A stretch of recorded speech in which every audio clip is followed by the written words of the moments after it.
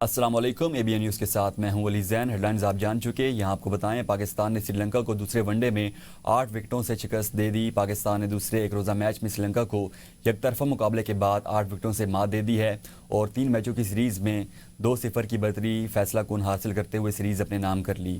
بابر اعظم کی سری لنکا کے خلاف شاندار سنچری، 102 رنز بنائے۔ فخر زمان نے 93 گیندوں پر 78 رنز کی اننگز کھیلی۔ سائم ایوب 33 رنز بنا کر آؤٹ ہوئے، جبکہ محمد رضوان 51 رنز کے ساتھ ناٹ آؤٹ رہے۔ پاکستان کی جانب سے حارث رؤف اور ابرار احمد نے شاندار بولنگ کا مظاہرہ کرتے ہوئے 3 وکٹس حاصل کیں، جبکہ محمد وسیم جونیئر نے ایک کھلاڑی کو آؤٹ کیا۔ پاکستان نے 3 میچوں کی سیریز 2-0 کی فیصلہ کن برتری سے اپنے نام کر لی۔ پاکستان کی جانب سے حارث رؤف اور ابرار احمد نے شاندار بولنگ کا مظاہرہ کرتے ہوئے 3 وکٹس حاصل کیں، جبکہ محمد وسیم جونیئر نے ایک کھلاڑی کو آؤٹ کیا۔ بابر اعظم کی سری لنکا کے خلاف شاندار سنچری۔ بابر اعظم نے ون ڈے کیریئر کی 20ویں سنچری سکور کی۔ بابر اعظم کی اننگز میں 8 چوکے شامل۔ بابر اعظم نے 26واں بعد سنچری داغی۔ بابر اعظم نے پاکستان کی طرف سے زیادہ سنچریوں کا ریکارڈ برابر کر دیا۔ 27ویں آئینی ترمیم کا گزٹ نوٹیفیکیشن جاری کر دیا گیا۔ آئینی ترمیم باقاعدہ آئین کا حصہ بن گئی۔ جسٹس امین الدین وفاقی آئینی عدالت کے چیف جسٹس بن گئے۔ صدر مملکت آصف علی زرداری نے چیف جسٹس امین الدین خان سے عہدے کا حلف لیا۔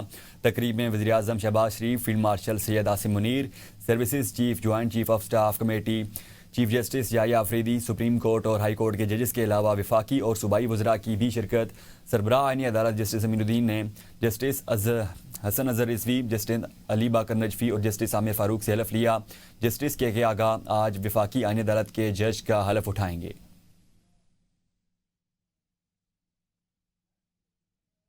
جسٹس امین الدین خان کو 3 سال کے لیے آئینی عدالت کا چیف جسٹس مقرر کر دیا گیا۔ جسٹس امین الدین خان 30 نومبر 2025 کو سپریم کورٹ سے ریٹائر ہو رہے تھے۔ اب ان کی مدت ملازمت 2028 تک برقرار رہے گی۔ جسٹس امین الدین خان کہاں کہاں خدمات سر انجام دیتے رہے، جانتے ہیں اس رپورٹ میں۔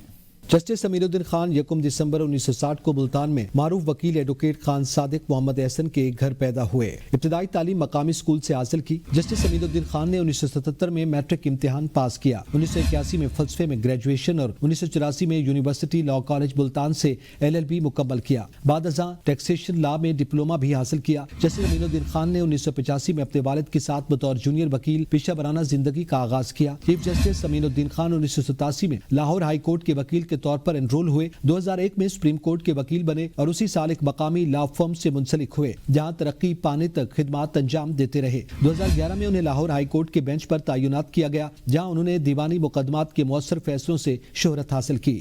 جسٹس امین الدین خان 21 اکتوبر 2019 کو سپریم کورٹ آف پاکستان کے جج بنے۔ ان کے نمایاں فیصلوں میں 12 جولائی کو مخصوص نشستوں کے مقدمے میں اختلافی نوٹ قابل ذکر ہے۔ وہ اس بینچ کا بھی حصہ تھے جس نے ذوالفقار علی بھٹو کے عدالتی قتل سے متعلق صدارتی ریفرنس کی سماعت کی۔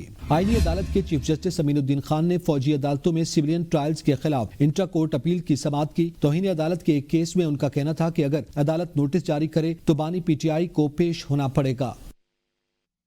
وفاقی آئینی عدالت چیف جسٹس امین الدین خان نے چارج سنبھالتے ہی اقدامات شروع کر دیے۔ ذرائع کے مطابق چیف جسٹس امین الدین خان نے سابق ڈسٹرکٹ اینڈ سیشن جج محمد حفیظ کو رجسٹرار آئینی عدالت لگا دیا ہے۔ جسٹس امین الدین خان نے مظہر بھٹی کو سیکرٹری ٹو چیف جسٹس وفاقی آئینی عدالت تعینات کر دیا ہے۔ ذرائع کے مطابق سپریم کورٹ ججز کا سٹاف بھی آئینی عدالت ججز کی معاونت جاری رکھے گا۔ سپریم کورٹ کی جج جسٹس مسرت ہلالی نے وفاقی آئینی عدالت کی جج بننے سے معذرت کر لی۔ ذرائع کے مطابق جسٹس مسرت ہلالی نے صحت کے مسائل کے سبب معذرت کی ہے۔ وفاقی آئینی عدالت کے لیے جسٹس مسرت ہلالی کا نام زیر غور آیا۔ جسٹس مسرت ہلالی نے آئینی عدالت کے جج کے طور پر وفاقی آئینی عدالت نہ جانے کا اظہار کیا۔ ذرائع کے مطابق جسٹس مسرت ہلالی کا بینچ گزشتہ دنوں خرابی صحت کے سبب ڈی لسٹ ہو گیا تھا۔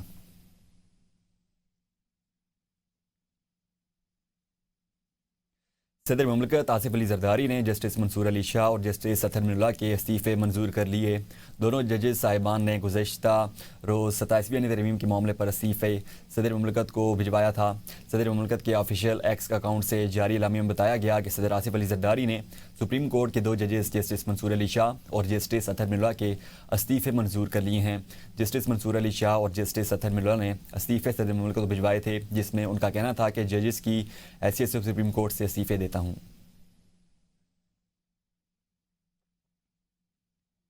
27वीं यानी तरमीम लाहौर हाई कोर्ट के 10 और इस्लामाबाद हाई कोर्ट के 4 जजेस के दूसरे सूबों में ट्रांसफ़र करने का फैसला।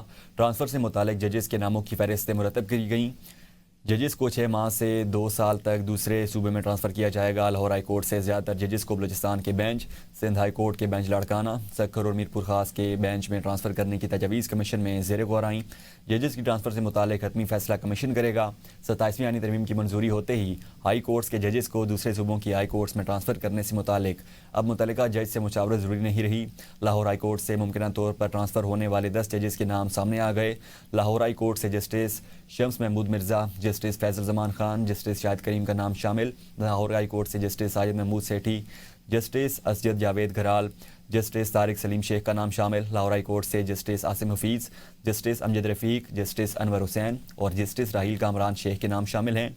इस्लामाबाद हाई कोर्ट के 4 जज साहिबान के नाम सामने आए हैं। इस्लामाबाद हाई कोर्ट से justice Mohsin Akhtar Kayani, justice Sardar Ejaz Ishaq, justice Tariq Mahmood Jahangiri और जस्टिस बाबर सत्तार के नाम शामिल हैं।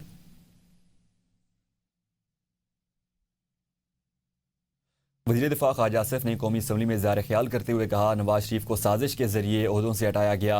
कुछ मखसूस लोग आइन की बेतौकीरी करते रहे। 27वीं यानी तरमीम से इंसाफ के निज़ाम में बेहतरी के रास्ते का तयन हुआ। आज अवान में बोलने वाले अपना माजी भूल गए।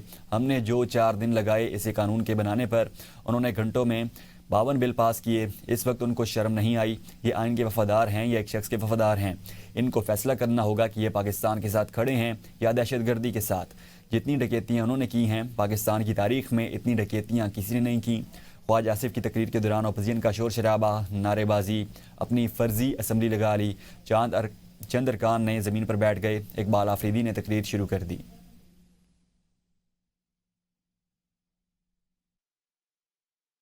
है मियां नवाज शरीफ को विक्टिमाइज किया जा रहा था और एक एजेंडा जो है इम्प्लीमेंट किया जा रहा था कि वो हुक्मरान ना रहे और उसको हमेशा हमेशा के लिए सियासत से बाहर कर दिया जाए। उस वक्त किसी की गैरत ना जागी। जज जो थे ये कल वाले जज थे, उस वक्त भी सुप्रीम कोर्ट और हाई कोर्ट में बैठे हुए थे। जो जराइम इन्होंने माजी में किए ज़हनों से महव हो गए। अदलिया का किरदार जो है पाकिस्तान की तारीख में इतना भयानक और स्याह रहा है। इस पार्लियामेंट के दोनों ऐवानों ने एक तरमीम पास की है, एक रास्ते का तयन हुआ है।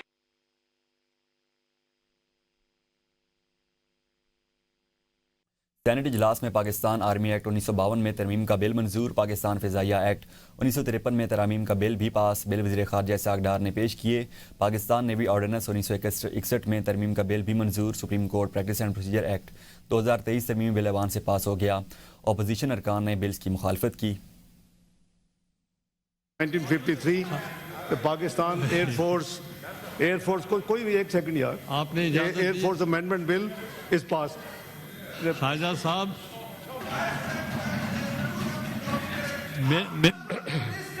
मेरे पास फिर आए।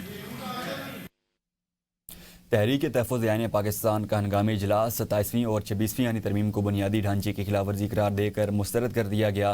तरमीम अदली और जमहूरी सतूनों पर वार करार। इलामी में कहा गया 27वीं यानी तरमीम ने सुप्रीम कोर्ट के इख्तियारात को महदूद और अदलिया को इंतज़ामिया के मातहत कर दिया है।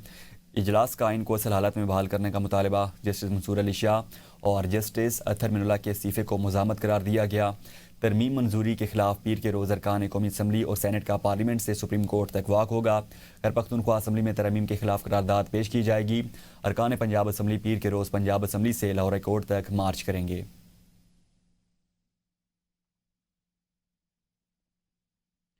रावलपिंडी के निजी होटल में होने वाली मुनक्कद तकरीब में पर्ल कॉन्टिनेंटल हॉस्पिटैलिटी पार्टनर्स और ग्रैंड शफात हॉस्पिटैलिटी के साथ पीसी लेगेसी नथिया गली और खैबर पख्तूनख्वा को खोलने के लिए दोनों की बामी मुशावरत से कामयाब मुआहदा तय पाने पर तकरीब का इनेकाद किया गया। आशू ग्रुप के हॉस्पिटैलिटी डिवीज़न ने पर्ल कॉन्टिनेंटल हॉस्पिटैलिटी और पीसी लेगेसी नथिया गली को चलाने के लिए ग्रैंड शफात हॉस्पिटैलिटी के साथ होने वाले मुआहदे पर दस्तखत किए। मुआहदे पर पर्ल कॉन्टिनेंटल हॉस्पिटैलिटी आशू ग्रुप और ग्रैंड शफात हॉस्पिटैलिटी के chief executive officer Shafat Ahmad और आशू ग्रुप के बस्तीन ब्लैंक के अलावा जुड़वा शहरों की नामवर शख्सियात ने शिरकत की। तकरीब से खिताब करते हुए मेहमान खुसूसी का कहना था कि खैबर पख्तूनख्वा की ज़िला एबटाबाद में नथिया गली के सरसब्ज़ो शादाब माहौल के दरमियान कायम होने वाला होटल सयाहों को पुरसकून और आरामदेह माहौल की वजह से अपनी जानिब न सिर्फ मुतवज्जह करेगा बल्कि वहाँ के लोगों को रोज़गार का ज़रिया भी फ्राहम करेगा।